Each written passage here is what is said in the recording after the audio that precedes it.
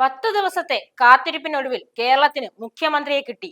ഇനി മന്ത്രിസഭയെ കൂടി രൂപീകരിക്കണം. ആരൊക്കെ ഏതൊക്കെ വകുപ്പുകൾ സ്വീകരിക്കും? ആഭ്യന്തരം രമേശ് ചെന്നിത്തല ചോദിച്ചിരിക്കുകയാണ്. അത് നടപ്പിലാക്കാൻ സാധിക്കില്ല. ജോസഫ് ഗ്രൂപ്പിന് ഏതെങ്കിലും 2 വകുപ്പുകൾ മതി. ലീഗിന് 4 വേണം. ഇതിൽ ഏതൊക്കെയാണ് വെല്ലുവിളികൾ എന്ന് നോക്കാം.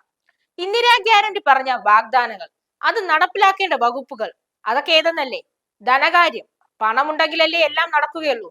അപകട ഇൻഷുറൻസ്, പലിശയില്ലാത്ത ലോണ്, കോളേജിലെ കുട്ടികൾക്കുള്ള 1000 രൂപ. ഇതിനേക്കാൾ വെല്ലുവിളി KSRTCക്കാണ്. ആരാകും ആ വകുപ്പ് കൈകാര്യം ചെയ്യുന്നത്? ആരായാലും വാഗ്ദാനം പാലിച്ചേ പറ്റൂ. ഇവിടെ മന്ത്രിസഭയിലെ മന്ത്രിമാർക്ക് ആദ്യം തീരുമാനമാകണം. സത്യപ്രതിജ്ഞ ഇങ്ങെത്തി. ടീം UDF ആയിട്ടാണ് മത്സരിച്ചതെങ്കിലും അധികാരം കയ്യിലേക്ക് വന്നപ്പോൾ അതൊന്നും കാണാനില്ല.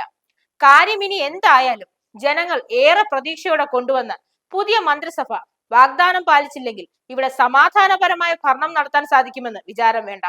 10 വർഷത്തിന് ശേഷം ഭരണത്തിൽ കയറുമ്പോൾ നിസ്സാരമായ ഒരു ഭരണം കാഴ്ചവെക്കാമെന്ന വ്യാമോഹവും വേണ്ട.